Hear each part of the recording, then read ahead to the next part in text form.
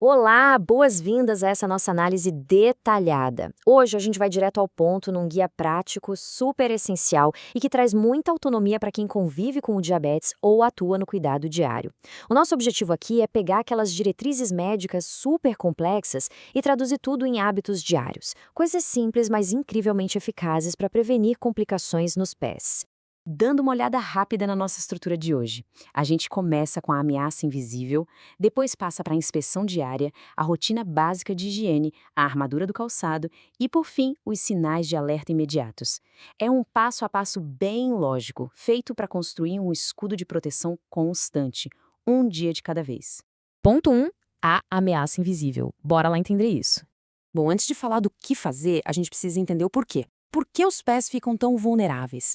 O grande motivo de focarmos tanto na prevenção é uma condição chamada neuropatia sensorial.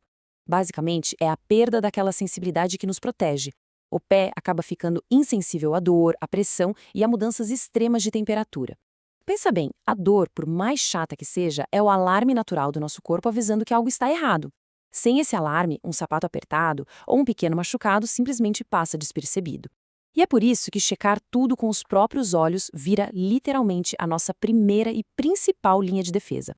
Mas como exatamente essa falta de sensibilidade se transforma num problemão? É tipo um efeito dominó. Funciona assim. Primeiro, vem a neuropatia, que muitas vezes já está ali combinada com alguma pequena deformidade no pé. Isso leva ao passo 2, que é uma pressão mecânica totalmente anormal enquanto a pessoa simplesmente caminha. Como não tem aviso de dor, essa pressão contínua gera o passo 3, a formação de um calo. E aí, sem intervenção, o estresse repetido rompe os tecidos por baixo da pele e resulta no passo 4, uma ulceração completa. É uma reação em cadeia de causa e efeito perfeita. 2. A inspeção diária. Olha, criar o hábito de verificar os pés todo santo dia é, sem dúvida nenhuma, a atitude mais importante que a gente pode ter para quebrar aquela reação em cadeia que acabei de mostrar. E saber o que procurar é fundamental para pegar o problema no comecinho. A nossa checklist visual é essa aqui. Procure por cortes ou arranhões, calos ou pele mais grossa, qualquer área avermelhada ou inflamada e, claro, pele muito seca ou rachada. E preste muita atenção nestas regiões críticas que destacamos aqui. Os calcanhares, a base dos dedos e as solas. É justamente nessas zonas de maior impacto que os ferimentos costumam dar as caras.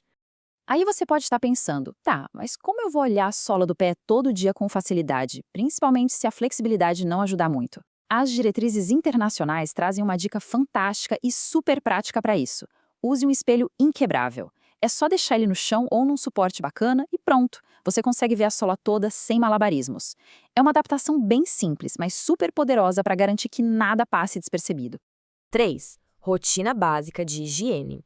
A inspeção diária fica ainda mais forte quando a gente cuida direitinho da pele. Esses passos parecem o básico do básico, mas tem um motivo biológico enorme por trás. Lavar os pés diariamente tira os patógenos de circulação. Secar super bem, especialmente ali entre os dedos, é vital. Sabe por quê? Previne o acúmulo de umidade, que é o paraíso para os fungos numa pele já frágil. Passar creme hidratante é ótimo para evitar rachaduras, mas atenção a este detalhe crucial: nada de creme entre os dedos. E, para fechar, cortar as unhas sempre retas, sem arredondar os cantos, é o segredo para fugir de cortes na pele e daquelas temidas unhas encravadas. 4. A armadura do calçado. Bom, depois da higiene, entra a nossa barreira física. A gente já viu que a pressão mecânica é a grande vilã da história, né? Então os sapatos corretos são o escudo definitivo contra atritos. Isso ilustra perfeitamente um contraste enorme entre hábitos muito comuns e o que a gente realmente precisa fazer. Sabe aquele costume de andar descalço ou só de meia por dentro de casa? Sinal vermelho. É super perigoso. Um brinquedinho no tapete ou a quina de um móvel podem causar uma lesão grave num pé que não sente dor. Em vez disso, o hábito protetor é usar calçados terapêuticos super bem ajustados o tempo todo. E sim, essa regra vale para fora e também para dentro de casa. As evidências sobre esse risco são tão esmagadoras que as diretrizes globais cravam essa regra de ouro que eu faço questão de ler. Proteja seus pés nunca andando descalço, nem mesmo dentro de casa. Resumindo, só usar meia na sala de casa não protege. A gente precisa de um calçado adequado que bloqueie qualquer trauma antes que ele aconteça. 5. Sinais de alerta imediatos. Mesmo fazendo a rotina certinha e usando o sapato ideal, a gente tem que estar preparado para imprevistos. O grande truque para evitar complicações pesadas é saber a hora exata de correr para um profissional.